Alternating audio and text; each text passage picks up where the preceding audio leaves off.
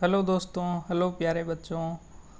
आप सभी का स्वागत है कैलिबर एजुकेशन के इस डिजिटल प्लेटफॉर्म पर। दोस्तों, आज से हम एक नई सीरीज़ की शुरुआत कर रहे हैं जिसमें हम पढ़ने वाले हैं एनसीईआरटी बुक्स के बारे में। ठीक है, एनसीईआरटी बुक्स के सभी चैप्टर को हम बहुत इत्मीनान से, बहुत प्यार से, बहुत अच्छे से कवर करेंगे। बहुत इत्मीनान से भी हम कवर करेंगे, आपको सारी चीज़ें बहुत अच्छे से समझ में आएगी। क्लास 6th की ज्योग्राफी से हम शुरू करने वाले हैं। उसका पहला चैप्टर आज हम देखेंगे, the earth in the solar system. ठीक है, पहला चैप्टर कौन सा है भाई? आपको तो पता ही होगा, आपने पढ़ी होगी, आपकी बुक है ना, देखी होगी, और स्कूल में आप पढ़ते भी होंगे। तो आप स्कूल में पढ़ते हैं उससे और आप अपने इस वीडियो को देखना, इसमें आपको क्या अंतर लगता है, क्या आपको नई चीज़ें लगती है, क्या आपको और अच्छा चाहिए, वो आप इसके वीडियो देखने के बाद आप कमेंट के अंदर मुझे लिखना। ठीक है, तो बिना देरी किए हम शुरू करते हैं। आइए, the earth in the solar system आपके चैप्टर का नाम है। The earth in the solar system यानी सोलर सिस्टम के अंदर अर्थ की क्या स्थिति है, अर्थ कहाँ पर है, उसके बारे में हम देखेंगे। ठीक है, how wonderful it is to watch the sky after sunset, यानी सूर्यास्त के बाद जो है आकाश को देखना कितना अच्छा लगता है, कितना शानदार लगता है। कभी आप छत पे गए? अगर आप छत पे गए होंगे तो आप देखना कि जैसे ही सूर्यास्त होता है और रात की शुरुआत होती है, उस टाइम आसमान कैसा दिखता है। ठीक है, उसको देखना, आपको कैसा लगता है, देखें। ठीक है, one would first notice one और two bright dot shining in the sky, यानी आप जैसे ही रात की शुरुआत होती है, सनसेट होता है, उस टाइम आसमान में देखना कि आपको चमकते हुए बिंदु दिखते हैं, है ना। एक या दो बिंदु पहले दिखते हैं, लेकिन बाद में उनकी संख्या क्या होती है भाई? धीरे धीरे बढ़ती जाती है। Soon you would see the number increasing, यानी थोड़ी देर में आपको नंबर इंक्रीजिंग होते हुए दिखते हैं। You can not count them any more, यानी आप उनको काउंट नहीं कर सकते, इतनी मात्रा में धीरे धीरे आपको जो है शाइनिंग डॉट्स दिखते हैं, उनको तारे बोलते हैं। The whole sky is filled with tiny shining objects, some are bright others dim, यानी आप देखते हैं कि जो तारे आपको दिखते हैं उनमें से कुछ तो बहुत तेज़ी से चमकते हुए दिखाई देते हैं और कुछ आपको जो है डिम दिखते हैं, यानी धुंधले दिखते हैं, कम चमकते हैं। It seems as if the sky is studded with diamonds, यानी ऐसा लगता है कि पूरा का पूरा आसमान है वो किस से जड़ा हुआ है? डायमंड से, हीरों से जड़ा हुआ है। आपको कैसा लग रहा है? आप छत पे जाना और देखना, फिर आपको कैसा अनुभव होता है मुझे भी बताना कमेंट में। ठीक है, they all appear to be twinkling, यानी सारे के सारे आपको कैसे लगते हैं? ट्विंकलिंग यानी टिमटिमाते हुए दिखते हैं। But if you look at them carefully you will notice that some of them do not twinkle as others do, यानी आपको टिमटिमाते हुए दिखते हैं, लेकिन आप जाके नोटिस करना कुछ तारे जो है ऐसे होते हैं जो टिमटिमाते नहीं हैं, है ना, जबकि कुछ टिमटिमाते हैं। They simply glow without any flicker just as the moon shines, यानी कुछ तारे ऐसे होते हैं जो उतना तेज़ी से टिमटिमाते नहीं है, लेकिन उनका प्रकाश होता है दोस्तों, वो बहुत तेज़ी से आपको दिखता है। ठीक है, चलते हैं नेक्स्ट पर। Along with these bright objects you may also see the moon of the days, it may how ever appear at different times in different shapes at different position, यानी इन सभी के साथ साथ आपको क्या होता है भाई? You may also see the moon on most of the days, यानी इन सभी के साथ साथ आपको अधिकतर दिनों में मून भी दिखता है, चांद भी दिखता है। ठीक है, आपने चांद कितने दिनों तक देखा है मुझे बताना, ठीक है भाई। इट में how ever appear at different times, यानी ये कई बार है जो है अलग अलग समय पर दिखता है। In different shapes and different positions, आपको अलग अलग शेप में भी दिखेगा, अलग अलग पोजीशंस में भी दिखेगा, है ना। तो ये ऐसा क्यों होता है, इसको हम अभी देखने वाले हैं।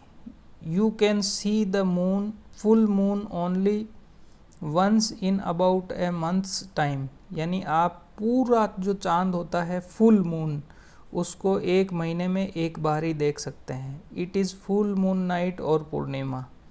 कब देख सकते हैं भाई, पूर्णिमा में या फुल मून नाइट को देख सकते हैं, ठीक है। आप अपने दादाजी को, अपनी दादी जी को या अपने मम्मी पापा को, किसी को पूछना कि पूर्णिमा क्या होती है और पूर्णिमा को चांद कैसा दिखता है, और पूर्णिमा के दिन आप छत पर जाकर ज़रूर चांद को देखना, आपको बहुत मज़ा आएगा, ठीक है। A fortnight later you can not see it at all, यानी कुछ समय के बाद आपको वो चांद जो है वो पूरा का पूरा नहीं देखेगा। It is a new moon night और अमावस्या, यानी आपको चांद नहीं दिखेगा तो उसको क्या बोलते हैं भाई, न्यू मून नाइट बोलते हैं या अमावस्या बोलते हैं। एक तो फुल मून नाइट हो गई, जब पूर्णिमा होती है तब आपको पूरा फुल मून दिखता है, पूरा चांद दिखता है और बहुत तेज़ी से चमकता हुआ भी दिखता है।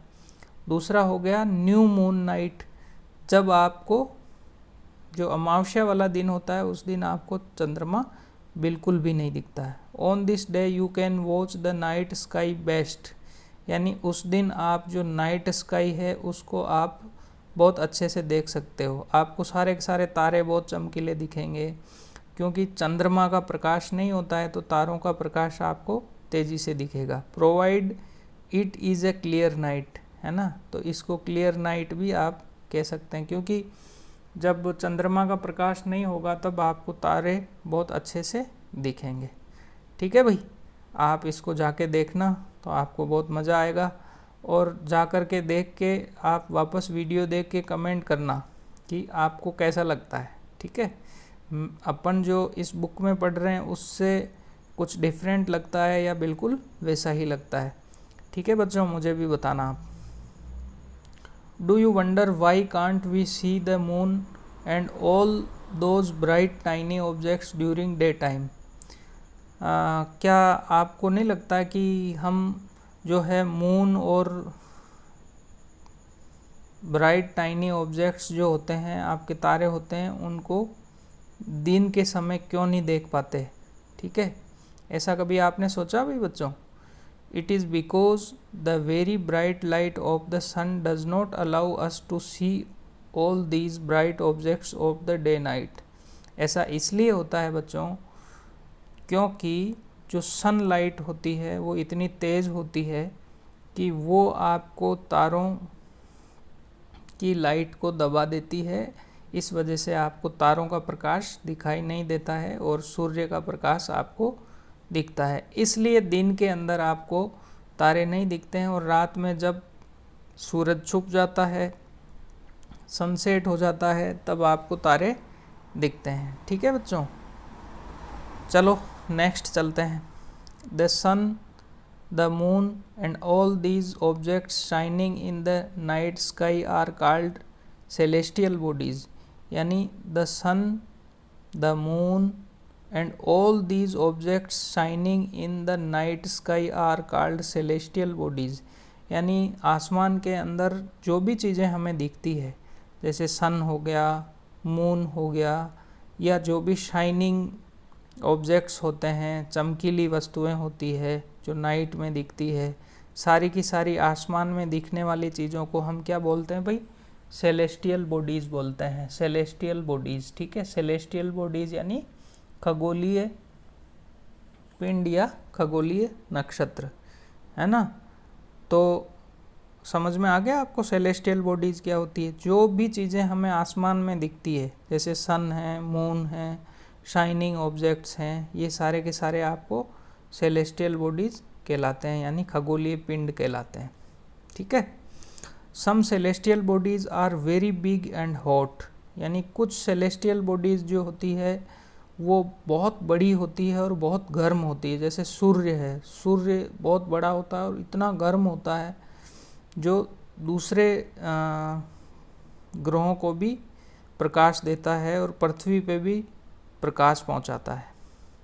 They are made up of gases, तो जो बहुत बिग और हॉट होते हैं वो किससे बने हुए होते हैं भाई?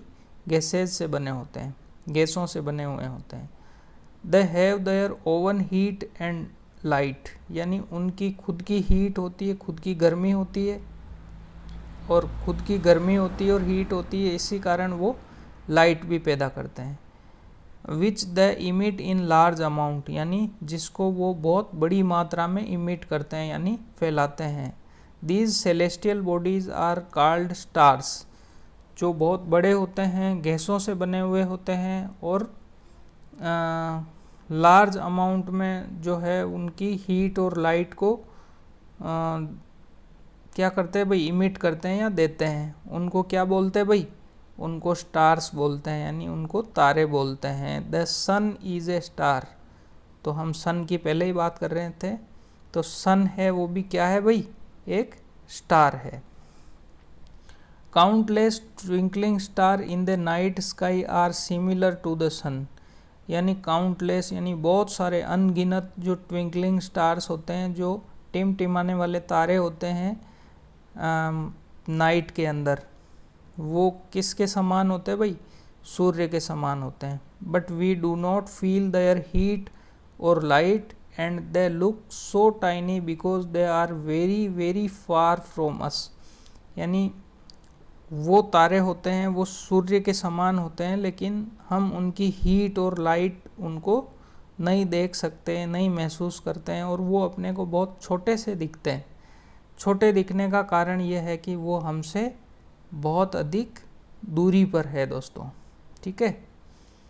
तो सेलेस्टियल बॉडीज जो है उसके बारे में हमने देखा, हीट और स्टार के बारे में हमने देखा, ठीक है। आइए देखते हैं next. You must have notice that all objects look smaller when seen from a distance. How small an aeroplane looks when it is flying at a great height, ठीक है। तो यहाँ पर एक एग्जाम्पल दिया हुआ है आपको कि you must have notice that all objects look smaller when seen from a distance, यानी सारी की सारी चीज़ें जो आप दूर से देखते हो तो आपको छोटी दिखती है। जैसे कोई भी पहाड़ भी आपने कभी देखा होगा बच्चों, कहीं आप जा रहे हैं तो आपको अगर पहाड़ दिखेगा तो वो दूर से कितना छोटा दिखता है भाई, है ना। उसकी बड़ी बड़ी चट्टानें और पत्थर तो आपको दूर से महसूस ही नहीं होते हैं। जैसे आप उसके पास जाएंगे तो आपको लगेगा कि ये पहाड़ कितना बड़ा है और आपको दूर से कितना छोटा लग रहा था, है ना। How small an aeroplane looks when it is flying at a great height, यानी जो एरोप्लेन है वो आपको दूर से कितना छोटा सा दिखता है, ठीक है। एक चिड़िया के समान, एक पक्षी के समान दिखता है, लेकिन आप एयरपोर्ट पे जाके जब एरोप्लेन नीचे उतरता है तब देखेंगे तो वो बहुत बड़ा होता है, उसमें 100, 200, 500 आदमी तक बैठ सकते हैं, ठीक है। तो कहने का आशय यह है कि आपको दूर से चीज़ें क्या दिखेगी भाई? छोटी दिखेगी, ठीक है। While watching the night sky, you may notice various patterns formed by different groups of stars, यानी आप रात में देखेंगे तो आपको आसमान के अंदर एक ऐसा पैटर्न दिखेगा जिसके अंदर बहुत सारे तारों के अलग अलग ग्रुप बने हुए होते हैं। These are called constellations, इन तारों के ग्रुप को क्या बोलते हैं भाई? कॉन्स्टेलेशंस इनको बोलते हैं। तारों के अलग अलग आपको ग्रुप दिखेंगे, है ना, इनको कॉन्स्टेलेशंस बोलते हैं। कॉन्स्टेलेशंस यानी नक्षत्र या तारों का पूरा जो है झुंड आपको दिखेगा, ठीक है। उर्सा मेजर और big star is one such constellation, यानी उर्सा मेजर और बिग बियर जो है वो एक प्रकार का क्या है भाई, कॉन्स्टेलेशन है। One of the most easily recognisable constellation is the Saptarishi, यानी एक जो है रिकॉग्नाइजेबल यानी रिकॉग्नाइजेबल करने वाला कॉन्स्टेलेशन है वो कौन सा है भाई, सप्तऋषि।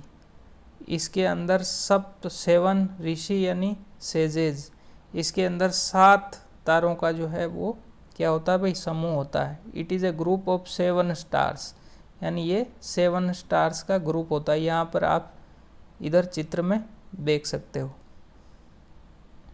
That forms a part of Ursa Major constellation, ठीक है, ये जो है 7 तारों का ग्रुप है ये, इसको उर्सा मेजर कॉन्स्टेलेशन जो है वो कहते हैं, ठीक है।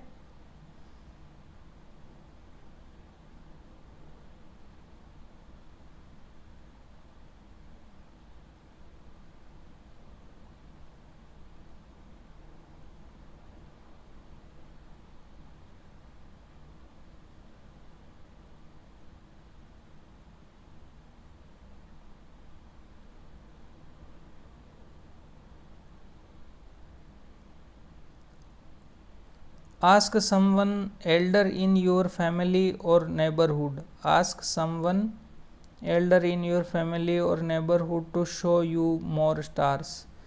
यानी आप अपने घर में आपके दादाजी या आपके मम्मी पापा या किसी भी एल्डर पर्सन को, आपके बड़े भैया को, किसी को भी कहना कि वो आपको और ज़्यादा तारों को दिखाएंगे। Planets and constellations in the sky, यानी वो आपको बहुत सारे प्लैनेट्स, कॉन्स्टेलेशंस और वो सारी चीज़ें दिखाएंगे और आप खुद भी जाके देख सकते हैं, ठीक है। तो आपको कैसा लगता है कमेंट में ज़रूर बताना, ठीक है बच्चों। इन एंशियंट टाइम्स, यानी प्राचीन समय में, people use to determine directions during the night with the help of stars, यानी जो प्राचीन समय में जब घड़ियाँ और ये तो थी नहीं भाई, है ना, मोबाइल भी नहीं थे, किसी तरह के कोई इलेक्ट्रॉनिक गजेट्स भी नहीं थे, ठीक है, तो लोग बाग क्या देखते थे भाई, डायरेक्शन कैसे देखते थे, तारों के आधार पर डायरेक्शन को देखते थे। The north star indicates the north direction, जो नॉर्थ स्टार जो होता है, जिसको पोल स्टार भी बोलते हैं, जिसको ध्रुव तारा भी बोलते हैं, वो जो है आपको नॉर्थ डायरेक्शन को दिखाता था। It is also called the pole star, यानी इसको ध्रुव तारा भी बोलते हैं। It always remains in the same position in the sky, यानी ये हमेशा सेम पोजिशन में यानी नॉर्थ दिशा में ही आपको दिखेगा। तो आपको पहला काम ये करना है कि रात में जाके आपको पोल स्टार देखना है, ठीक है। पोल स्टार देख के फिर आपको कंपेयर करना कि आप बुक में पढ़ रहे हैं वो सही बात है या नहीं है, ठीक है। We can locate the position of the pole star with the help of the Saptarishi, यानी सप्तऋषि के रूप में ही, सप्तऋषि के अंतर्गत ही आप पोल स्टार को देख सकते हैं। लुक एट फिगर 1.1, ये जो फिगर 1.1 दे रखा है भैया यहाँ पर, इसको आप देख सकते हैं। लुक एट फिगर 1.1, है ना। You will notice that if an imaginary line is drawn joining the pointer stars and extended further, it will point to the pole star, यानी ये जो तारे हैं इनको एक लाइन के माध्यम से अगर जोड़े जाए तो ये पोल स्टार तक जाते हैं, यानी इनकी लाइन है वो पोल स्टार तक, ध्रुव तारे तक जाती है। Some celestial bodies do not have their own heat and light, यानी कुछ सेलेस्टियल बॉडीज़ है, कुछ सेलेस्टियल बॉडीज़ जिनको क्या बोलते हैं भाई, जिनका खुद का हीट नहीं है ना।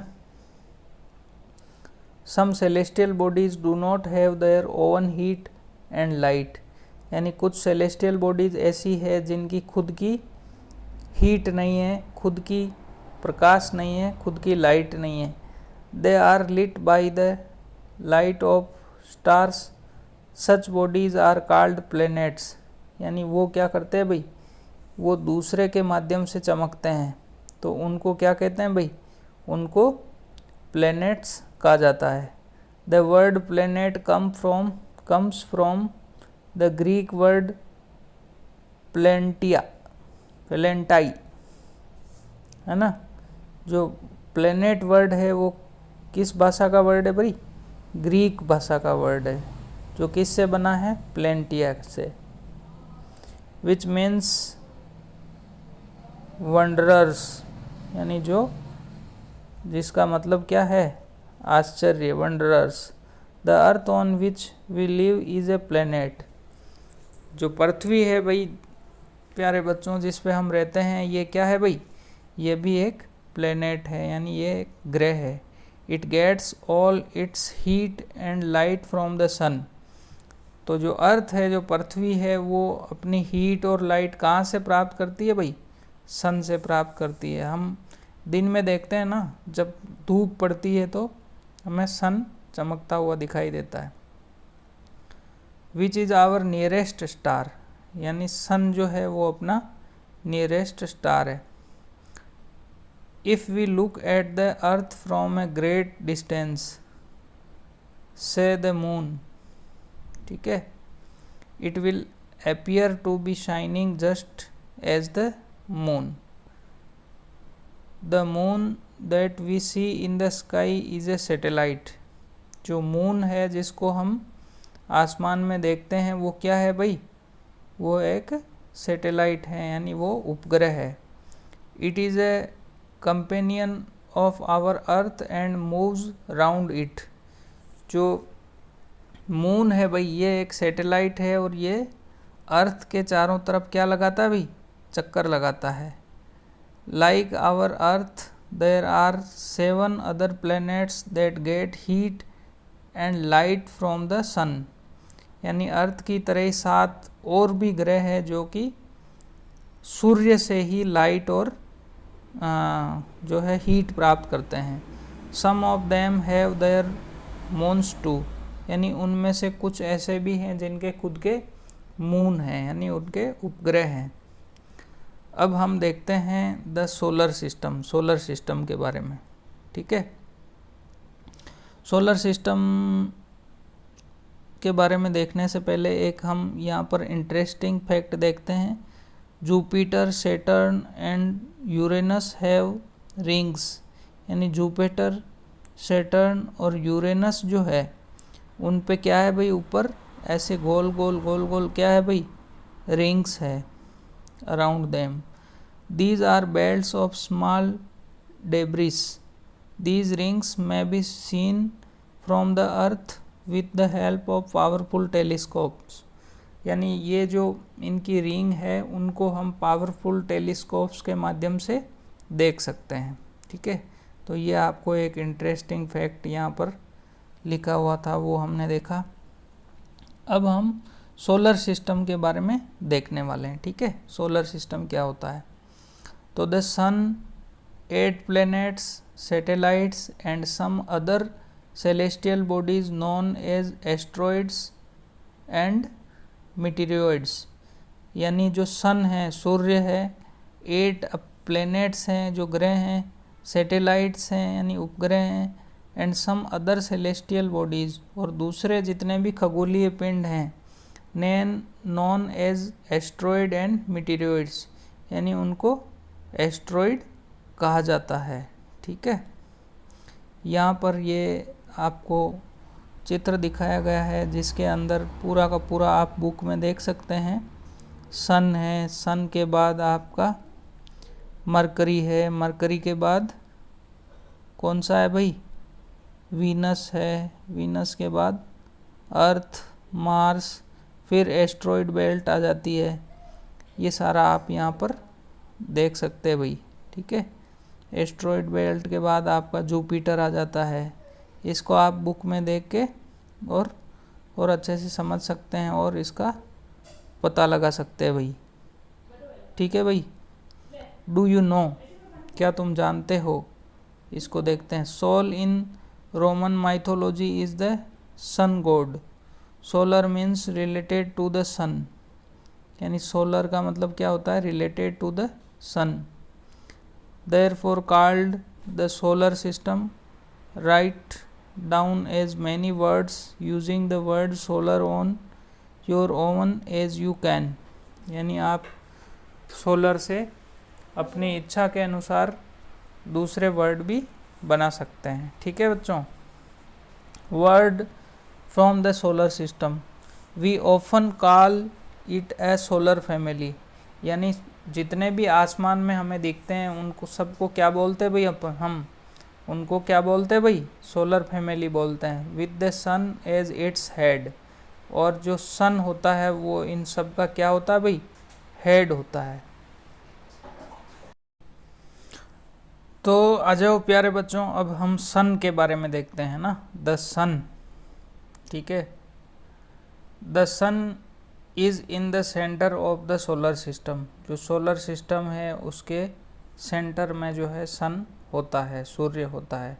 It is huge and made up of extremely hot gases, यानी ये बहुत बड़ा है और किससे बना हुआ है भाई, बहुत अधिक गर्म गैसों से बना हुआ है, बहुत हॉट गैसों से बना हुआ है।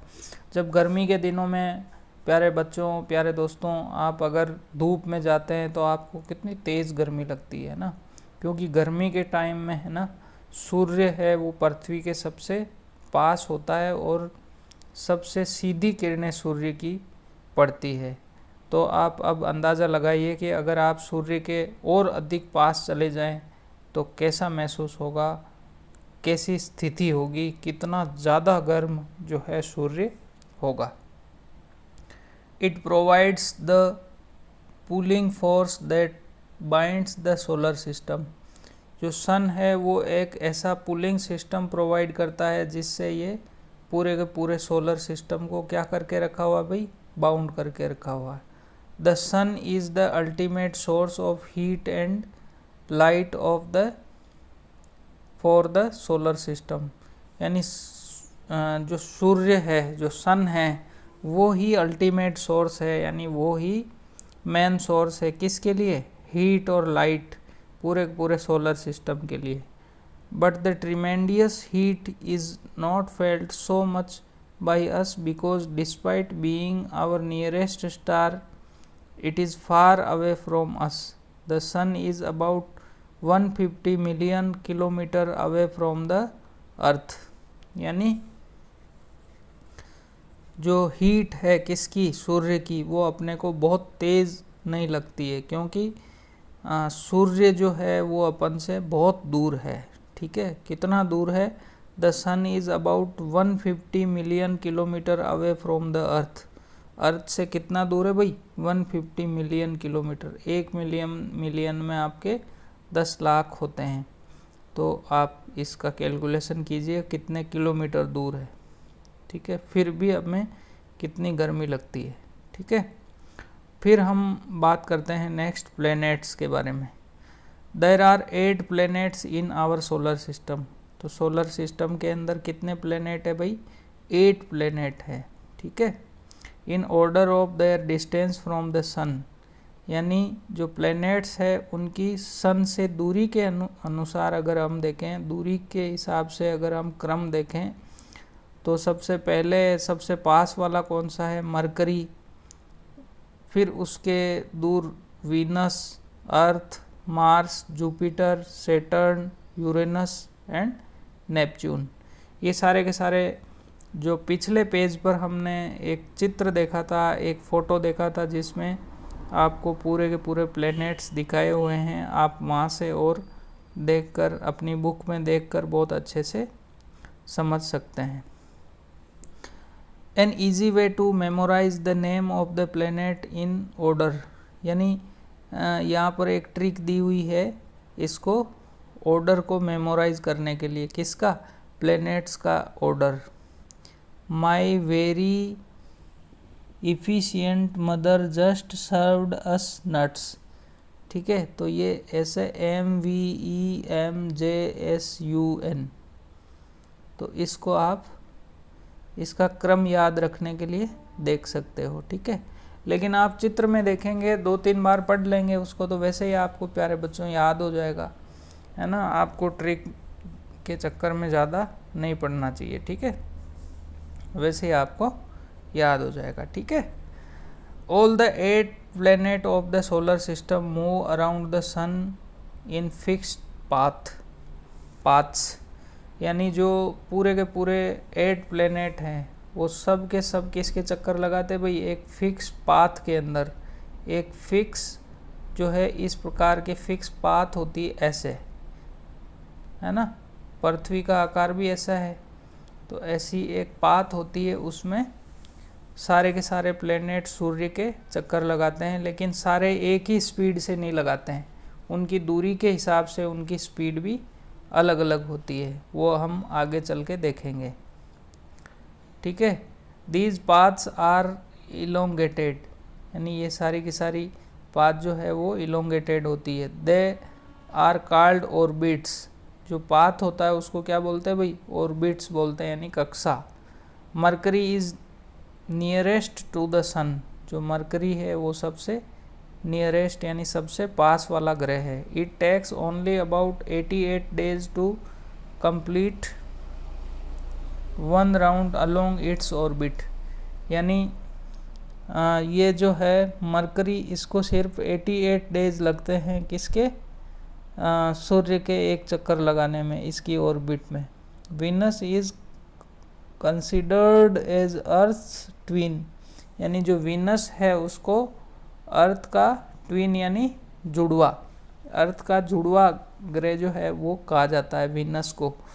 Because its size and shape are very much similar to that of the earth, यानी जो वीनस है वो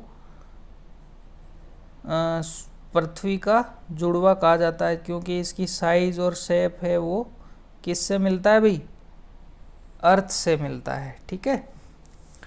टिल रिसेंटली अगस्त 2006, यानी अगस्त 2006 तक Pluto was also considered a planet, यानी जो प्लूटो ग्रह है उसको भी प्लेनेट के अंदर कंसिडर्ड किया जाता था। However in a meeting of international astronomical union a decision was taken that Pluto like other celestial bodies, है ना, shares 2003 UB313 discovered in recent past में called dwarf planets, यानी प्लूटो को जो इंटरनेशनल एस्ट्रोनॉमिकल यूनियन की जो meeting थी उसमें डिसीजन लेके उसको ग्रह से बाहर कर दिया गया है। इसी तरह से एक ड्वार्फ प्लैनेट और भी जो है मिला है, जिसका क्या नाम है, UB313, ठीक है। अब हम नेक्स्ट बात करते हैं अर्थ के बारे में, ठीक है, अर्थ के बारे में देखते हैं। The earth is the third nearest planet to the sun, जो अर्थ है ना प्यारे बच्चों, ये प्लेनेट के थर्ड नियरेस्ट जो है सन है, थर्ड नियरेस्ट प्लेनेट है, यानी तीसरे नंबर का ये प्लेनेट है जो सूर्य के पास है। In size it is the fifth largest planet, यानी ये साइज़ की अगर हम बात करें तो ये तीसरा सबसे बड़ा क्या है, पांचवा सबसे बड़ा प्लेनेट है। It is slightly flattened at the poles, यानी जो अर्थ है दोस्तों उसका आकार ऐसा है, ठीक है। तो ये पोल्स जो है ध्रुव, एक तो पोल ये हो गया, एक पोल ये हो गया, ये नॉर्थ पोल हो गया और ये साउथ पोल हो गया। तो ये नॉर्थ पोल और साउथ पोल के वहाँ पे क्या है भाई, फ्लैट है, यानी समतल है। It is why its shape is described as a geoid, इसलिए इसका जो अर्थ का शेप है उसको क्या कहते हैं भाई, जियोइड बोलते हैं। Geoid means an earth like shape, यानी जो चपटा और गोलाकार इसका शेप है, इसको क्या बोलते हैं भाई, जियोइड बोलते हैं, ठीक है। अब हम यहाँ पे एक दो वर्ड दिए हुए हैं उनके बारे में देखते हैं, ठीक है। ये वर्ड ओरिजिन के बारे में बता रखा है, इसको देखते हैं। Many words used in a language may have been taken from some other language, यानी किसी भी लैंग्वेज के अंदर जो शब्द है, वर्ड है, वो लिए हुए अन्य लैंग्वेज से लिए हुए होते हैं। इसी तरह से जो ज्योग्राफी है दोस्तों, प्यारे बच्चों, for example is an English word, है ना, ये एक इंग्लिश वर्ड है। It has its origin in Greek, और ये कहाँ से पैदा हुआ है, इसका ओरिजन कहाँ से हुआ है, ग्रीक से हुआ है। Which relates to the description of the earth, जो कि अर्थ के डिस्क्रिप्शन के संबंधित है।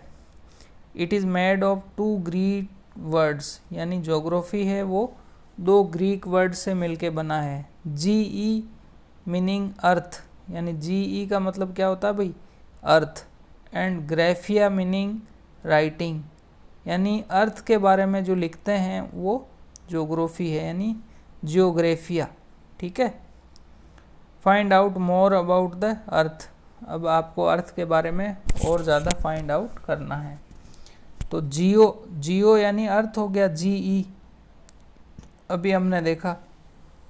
इससे आप वापस अलग अलग तरह के वर्ड बना सकते हो। जियो के साथ अगर आप लॉजी लगा देंगे तो ये क्या हो जाएगा भाई, जियोलॉजी, स्टडी ऑफ अर्थ। जियो के साथ आप मैट्री लगा देंगे, METRY, तो ये मेजरमेंट ऑफ अर्थ हो जाएगा। यानी जियो, GEO जो है, इसका मतलब तो अर्थ है। इसके साथ अब आप दूसरे वर्ड अगर लगाते हैं तो उसका अर्थ ही बदल जाता है। GEO, OID, ओइड और लगा देते हैं तो जियोइड बन जाएगा। जियोइड का मतलब रिसेम्बलिंग द शेप और फॉर्म द अर्थ, यानी अर्थ की कौन सी फॉर्म है, जियोइड, अभी हमने देखा था, वो इससे बन जाएगा। ठीक है। एक ये कॉलम दे रखा है, do you know human have always been fascinated gazing at the night sky. These who study the celestial bodies and their movements are called astronomers. यानी जो आसमान के अंदर सेलेस्टियल बॉडीज़ और उनके मूवमेंट और उनके बारे में अध्ययन करते हैं, उसके बारे में रिसर्च करते हैं, उसको क्या बोलते हैं भाई, उनको एस्ट्रोनॉमर्स बोलते हैं। ये बहुत इम्पोर्टेंट है, आपके एग्ज़ाम में पूछा जा सकता है। Aryabhata was famous astronomer of ancient India. जो आर्यभट्ट थे वो भारत के प्राचीन समय के बहुत अच्छे फेमस एस्ट्रोनॉमर थे। He said that the moon and the planet shine due to reflected sunlight, यानी आर्यभट्ट ने क्या कहा था कि जो मून है, चंद्रमा है, और जो प्लेनेट हैं वो सनलाइट के कारण ही चमकते हैं, और यही थ्योरी सही भी है। Today astronomers all over the world are busy exploring the universe, यानी सारे के सारे विश्व के एस्ट्रोनॉमर हैं जो क्या कर रहे हैं भाई, यूनिवर्स की खोज कर रहे हैं, यूनिवर्स के बारे में और रिसर्च कर रहे हैं, यूनिवर्स के बारे में और नए नए फैक्ट का पता लगा रहे भाई। ठीक है भाई। तो आपको कैसा लग रहा है, समझ में आ रहा है या नहीं आ रहा है, आप इसको मेरे को कमेंट बॉक्स में बताना। ठीक है भाई। ये सारी चीज़ें अपने प्रैक्टिकल जीवन से जुड़ी हुई है, अपने प्रैक्टिकल लाइफ से जुड़ी हुई है। तो आप ज्योग्राफी को, इन चीज़ों को पढ़ेंगे तो आपको बहुत मज़ा आएगा भाई। ठीक है भाई। Conditions favorable to support life are probably found only on the earth, यानी जीवन जीने की जो कंडीशंस होती है, यानी जहाँ पर जीव पाए जाते हैं, इस तरह की कंडीशन केवल और केवल कहाँ पर पाई जाती है भाई, अर्थ पर पाई जाती है। The earth is neither too hot nor too cold, यानी जो अर्थ है, जो पृथ्वी है, वो ना तो ज़्यादा ठंडा है और न ही ज़्यादा गर्म है। It has water and air, यानी अर्थ पर क्या है भाई, वाटर भी है और एयर भी है। Which are very essential for our survival, यानी जो कि वाटर और एयर है वो अपने ज़िंदा रहने के लिए बहुत ज़्यादा असेंशियल है, बहुत ज़्यादा ज़रूरी है। The air has life supporting gases like oxygen, यानी एयर के अंदर लाइफ सपोर्टिंग गैस कौन सी है भाई? ऑक्सीजन है। Because of these reasons the earth is a unique planet in the solar system, और इसीलिए जो अर्थ है वो एक यूनिक प्लेनेट है। किसके अंदर भाई? सूर्य सिस्टम में, यानी सोलार सिस्टम में। तो अर्थ अपना कितना प्यारा है, यहाँ पर पानी भी है, यहाँ पर एयर भी है, यहाँ पर सारी की सारी चीज़ें हैं। ये ज़्यादा ना तो ठंडा है ना ज़्यादा गर्म है। अब आप कल्पना कीजिए, आप इमेजिन कीजिए कि अगर आपको किसी दूसरे ग्रह पे जाना हो जहाँ पर वाटर नहीं हो, जहाँ पर एयर नहीं हो, जो बहुत ज़्यादा ठंडा हो, बहुत ज़्यादा गर्म हो, तो आपकी क्या स्थिति होगी? इसके बारे में कभी आप सोचना, ठीक है। From the outer space the earth appears blue because it's 2/3 surface is covered by water, यानी जो अर्थ है वो आपको कैसी दिखती है? ब्लू दिखती है। ब्लू दिखने का क्या कारण है भाई? क्योंकि इसके 2/3 सरफेस पर, यानी इसकी 2/3 जो सरफेस है, जो कि बहुत बड़ी मात्रा है, वो किस से कवर है भाई? पानी से कवर है। It is therefore called a blue planet, इसीलिए इसको क्या कहते हैं भाई? ब्लू प्लेनेट भी कहते हैं, ठीक है भाई। आ जाओ भाई, अब हम थोड़े ये इंटरेस्टिंग फैक्ट्स दिए हुए हैं, इनको भी देख लेते साथ में, है ना। तो डू यू नो, यहाँ पर जो ये इंटरेस्टिंग फैक्ट दिया हुआ है, light travels at the speed of about 3 lakh kilometre पर सेकेंड, यानी जो लाइट है उसकी स्पीड कितनी है? 3 लाख किलोमीटर पर स्पीड, 3 लाख किलोमीटर पर स्पीड जो है पर सेकेंड, कितनी तेज़ स्पीड लाइट की है। Yet even with this speed the light of the sun takes about 8 minute to reach the sun, यानी 3 लाख किलोमीटर पर सेकेंड की स्पीड से भी सूर्य से लाइट को अर्थ पे पहुंचने में कितना टाइम लगता है भाई? 8 मिनट्स लगते हैं। तो अब आप मैथ के स्टूडेंट हैं, आप कैलकुलेशन कीजिए कि हाँ, जो है सन अर्थ से कितने किलोमीटर दूर है। इसको आप खुद कर सकते हैं, और अगर आपको नहीं आता है तो आपके फादर को, आपकी मदर को, आपके भैया को, जो भी एल्डर आपके फैमिली में है, उनसे पूछ के इसका पता लगाइए, ठीक है। तो दूसरा इंटरेस्टिंग फैक्ट है, उसके बारे में हम देखते हैं। दूसरा है कि Neil Armstrong was the first man to step on the surface of the moon on 20 July 1969, find out whether any Indian has landed on the moon, यानी नील आर्मस्ट्रॉन्ग जो है वो पहला आदमी था जिसने किसकी सरफेस पे पैर रखा भाई? जिसने मून की सरफेस पे पैर रखा। यानी नील आर्मस्ट्रॉन्ग जो था वो सबसे पहले मून पर जाने वाला व्यक्ति था। कब गया था ये? 20 जुलाई 1969। 20 जुलाई 1969 को ये कहाँ पर गए भाई? ये मून पर गए। Find out whether any Indian has landed on the moon. तो अब आपको पता लगाना है कि कोई इंडियन मून पर गया है या नहीं गया है, ठीक है। तो मून के बारे में हम देख रहे थे, तो मून के बारे में हम शुरू करते हैं। Our earth has only 1 satellite, यानी अपनी जो अर्थ है उसका केवल एक सैटेलाइट है, यानी उसका सिर्फ एक उपग्रह है। कई प्रकार के उपग्रह कृत्रिम आर्टिफिशियल भी होते हैं जिनको साइंटिस्ट बनाते हैं, उसके बारे में हम आगे देखने वाले हैं। तो जो मून है दोस्तों वो आर्टिफिशियल नहीं होकर के नेचुरल मून जो है सैटेलाइट है। किसका? अर्थ का। That is the moon. It's determine diameter is only 1/4 that of the अर्थ, और इसका जो मून का डायामीटर है वो अर्थ का सिर्फ 1/4 है। It appears so big because it is nearer to our planet than other celestial bodies, यानी ये अदर सेलेस्टियल बॉडीज़ है उसकी तुलना में अर्थ के सबसे नज़दीक है। It is about 3,84,400 kilometre away from अस। तो मून कितना दूर है? 3,84,400 किलोमीटर अवे फ्रॉम अस, यानी 3,84,400 किलोमीटर अवे है अपन से। ठीक है।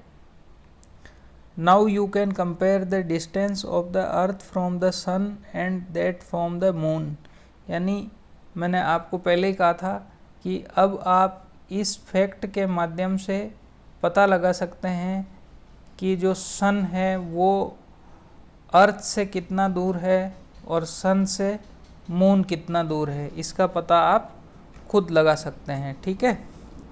The moon moves around the earth in about 27 days. जो मून है वो अर्थ के चक्कर कितने दिन में लगा लेता है? 27 डेज में।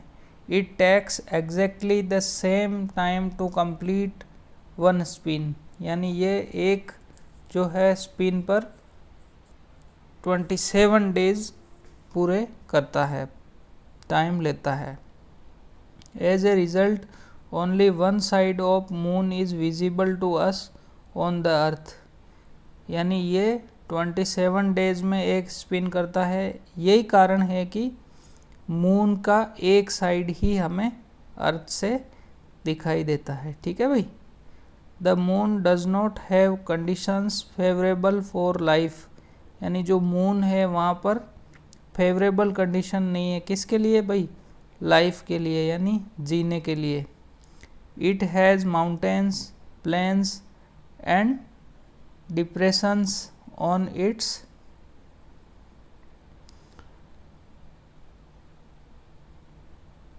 its surface. These cast shadows on the moon's surface. Look at the full moon and observe these shadows, यानी आप फुल मून को देखो और ये जो शेडो बना रखी है, जो इसके घाव की तरह दिखाए हुए हैं, इनको आप देखना। ठीक है, आप देख सकते हैं। आप जब भी फुल मून को देखते हो ना, तब इनको आप देख सकते हैं। अब हम सैटेलाइट के बारे में देखते हैं। ठीक है। A satellite is a celestial body that moves around the planets in the same way as the planet move around the sun, यानी जो सैटेलाइट है वो प्लैनेट के चक्कर लगाता है, जैसे कि प्लैनेट किसके चक्कर लगाते हैं भाई? सन के चक्कर लगाते हैं। अपन ने भी देखा था, अपन ने ये भी देखा था कि एक आर्टिफिशियल सैटेलाइट होता है और एक नेचुरल सैटेलाइट होता है। तो जो आर्टिफिशियल सैटेलाइट होते हैं भाई वो कौन बनाते हैं? साइंटिस्ट बनाते हैं।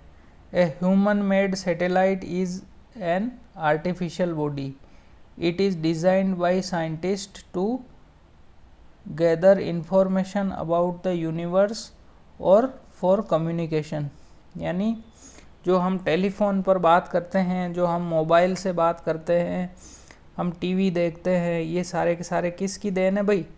ये सारे के सारे आर्टिफिशियल सैटेलाइट की देन है, जो कि हमारे साइंटिस्ट बना करके इनको वहाँ पर लगा देते हैं। वो फिर अपने यहाँ से तरंगों को लेते हैं, वेव्स को लेते हैं और वापस रिफ्लेक्ट करते हैं। ठीक है। तो ये काम किसका है भाई?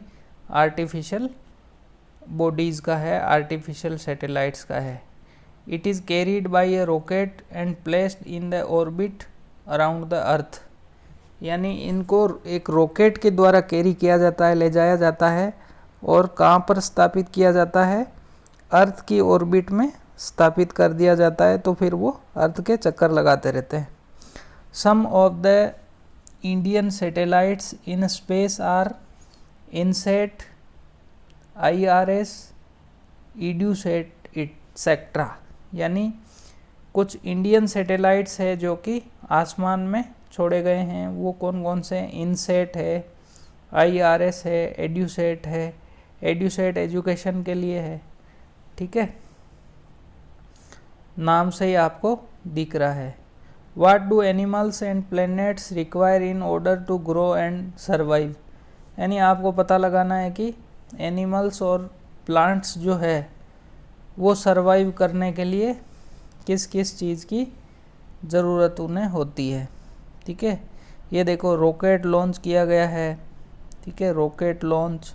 उसके बाद rocket falls back to the earth, ये इसको छोड़ने के बाद में वापस अर्थ पर गिरता है। सैटेलाइट एंटर्स ऑर्बिट, और सैटेलाइट जैसे ही उसकी ऑर्बिट में पहुंचता है तो वो फिर चक्कर लगाने लग जाता है, ठीक है भाई। अब हम देखते हैं नेक्स्ट एस्ट्रॉइड्स के बारे में, ठीक है। कैसा लग रहा है आपको? आप मेरे को कमेंट में बताना, ठीक है भाई। अपार्ट फ्रॉम एस्ट्रॉइड्स, एस्ट्रॉइड के बारे में हम अब देखने वाले हैं। Apart from the stars, planets and satellites, there are numerous tiny bodies which also move around the sun. यानी प्लैनेट्स, सैटेलाइट और स्टार्स के अलावा बहुत सारी टाइनी बॉडीज़ भी है, छोटी छोटी बॉडीज़ भी है, जो भी सन के क्या करती है भाई? चक्कर लगाती है प्यारे बच्चों। These bodies are called asteroids. इन बॉडीज़ को क्या कहते हैं भाई? एस्ट्रॉइड्स बोलते हैं। They are found between the orbits of Mars and Jupiter. और ये कहाँ पर पाए जाते हैं भाई? ये मार्स यानी मंगल ग्रह और जुपिटर के बीच में पाए जाते हैं। Scientists are of the view that asteroids are part of a planet which exploded many years back। यानी जो साइंटिस्ट है वो इस बात के से सहमत है कि जो एस्ट्रॉइड्स है भाई वो प्लेनेट के ही पार्ट है, और वो किससे अलग हुए हैं? बहुत सालों पहले किससे अलग हुए हैं? प्लेनेट से ही अलग हुए हैं। तो एस्ट्रॉइड्स के बारे में हमने देखा। अब हम देखते हैं मीटीरियोइड्स। यानी मीटीरियोइड्स जो है वो क्या होते हैं? The small pieces of rocks which move around the sun are called meteoroids. यानी जो छोटे छोटे टुकड़े हैं, छोटे छोटे भाग हैं, पीस हैं, किसके? चट्टानों के। Which move around the sun are called meteoroids. यानी जो कि छोटे छोटे चट्टानों के टुकड़े हैं, है ना, स्मॉल पीसेज ऑफ रॉक्स हैं, वो किसके? सन के चक्कर लगाते हैं। उनको क्या बोलते हैं भाई? उनको मीटीरियोइड्स बोला जाता है ना। बोर तो नहीं हो रहे हो भाई पढ़ते हुए? अगर आपको कहीं समस्या आती है तो आप वहीं पर मोबाइल को रोक के और थोड़ा आराम करके फिर वापस पढ़ सकते हैं। थोड़ा सा वीडियो लंबा हो रहा है, लेकिन इसको लंबा बनाना ज़रूरी भी है ताकि आपको पूरा का पूरा लेसन एक ही जगह मिल जाए, ठीक है। तो चलते हैं next. Sometimes these meteoroids come near the earth and tend to drop upon it. यानी कुछ समय ये मेटेरॉइड्स जो है ये अर्थ के पास आ जाते हैं और गिरने का प्रयास करते हैं या गिर जाते हैं। During this process due to friction with the air they get heated, यानी heated up to burn। यानी ये कई बार क्या होते हैं, मेटीरियोइड्स दूरी से आते हैं तो ये एयर के कांटेक्ट में आते हैं, और एयर के कांटेक्ट के कारण इनमें फ्रिक्शन होता है, यानी बहुत घर्षण होता है तेज़, और ये जल जाते हैं पूरे के पूरे गर्म होकर के, ठीक है। It because A flash of light. ये किसके कारण होता है? लाइट के फ्लैश के कारण। Sometimes a meteor without being completely burned falls on the earth and creates a hollow। कई बार ये मीटेरॉइड्स होते हैं, ये बहुत बड़ी मात्रा में होते हैं, थोड़े बड़े होते हैं और वो पूरे जलते नहीं हैं, आधे जले हुए रह जाते हैं और उनका बचा हुआ भाग जब अर्थ पर गिरता है तो यहाँ पर क्या बना देता है भाई, एक होल बना देता है, होलो बना देता है। ठीक है, तो इस तरह का कहाँ पर गिरा है कहीं मीटेरॉइड्स, आप पता लगाना आपके फैमिली में एल्डर पर्सन्स को पूछ के। ठीक है, do you see a whitish broadband, यानी विटिश ब्रॉडबैंड आपने देखा है या नहीं। Like a white glowing path across the sky on a clear starry night, यानी एक क्लियर स्टेरी नाइट की तरह आपको वहाँ पर दिखेगा। It is A cluster of millions of star, और ये जो क्लस्टर है ये बहुत सारे मिलियंस ऑफ स्टार का एक क्लस्टर है जो पूरे पूरे पूरे तारे पास पास में एक वाइटिश बोर्ड की तरह आपको दिखेगा। This band is the milky way Galaxy, और ये जो छोटे छोटे तारों का समूह है इसको मिल्की वे गैलेक्सी कहा जाता है। ठीक है, फिगर 1.6 में इसको दिखाया गया है। Our solar system is a part of this galaxy, और आप अपना जो सोलर सिस्टम है वो मिल्की वे गैलेक्सी का ही क्या है भाई, पार्ट है।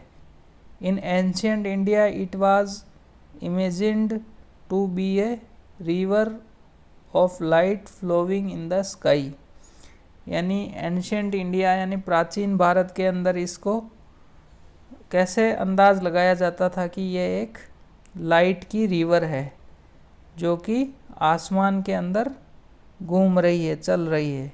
दस इट वाज नेम्ड आकाश गंगा, और इसी प्रकार इसको नाम क्या दिया गया भाई, आकाश गंगा, यानी रिवर की तरह दिखाई दे रहा है तो गंगा रिवर से ले लिया वर्ड, और आकाश में है तो इसका नाम आकाश गंगा रख दिया।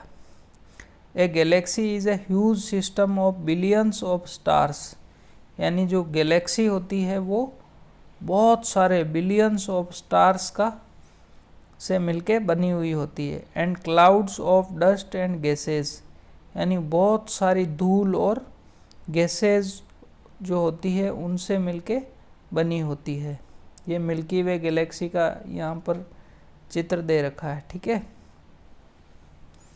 There are millions of such galaxies that make the universe, और इसी तरह से मिलियंस यानी लाखों करोड़ों की तादाद में जो इस प्रकार की गैलेक्सीज है वो सब मिलके क्या बनाती है भाई, यूनिवर्स बनाती है। तो यूनिवर्स बहुत बड़ा वर्ड है, यूनिवर्स के अंदर बहुत सारी गैलेक्सीज है, गैलेक्सी के अंदर वापस अलग अलग सिस्टम काम कर रहे हैं। तो it is difficult to imagine how big the universe is, तो आपको आश्चर्य होगा कि कितना बड़ा यूनिवर्स है, इसके बारे में पता लगाना बहुत मुश्किल है। Scientist are still trying to find out more and more about it, जो वैज्ञानिक है वो इसके बारे में बहुत अधिक और पता लगाने का प्रयास कर रहे हैं। ठीक है बच्चों, we are not certain about its size but we know that all of us, you and I, belong to this universe, यानी हम यूनिवर्स की साइज़ के बारे में और यूनिवर्स के बारे में पूर्ण जानकारी नहीं जुटा सकते, लेकिन हम सारे के सारे किसके पार्ट है भाई, किसके पार्ट है, यूनिवर्स के ही पार्ट हैं। तो उम्मीद करता हूँ कि आपको ये लेसन समझ में आया होगा, अच्छा लगा होगा। आप सभी से अनुरोध है कि आपका जो भी क्वेश्चन हो, जो भी आपका सजेशन हो, वो आप कमेंट बॉक्स में कमेंट करके मुझे बता सकते हैं, ताकि हम इस NCERT सीरीज़ को और बेहतरीन तरीके से प्रस्तुत कर सकें, बहुत बेहतरीन तरीके से मैं आप लोगों की भी मदद कर सकूं। थैंक यू वेरी मच, आपका बहुत बहुत धन्यवाद और हार्दिक आभार वीडियो देखने के लिए। वीडियो को अपने दोस्तों तक भी पहुंचाइए। प्यारे बच्चों, अपने फ्रेंड्स को भी बताइए ताकि उनको भी है ना, पढ़ने का फ़ायदा मिल सके। Thank you so much.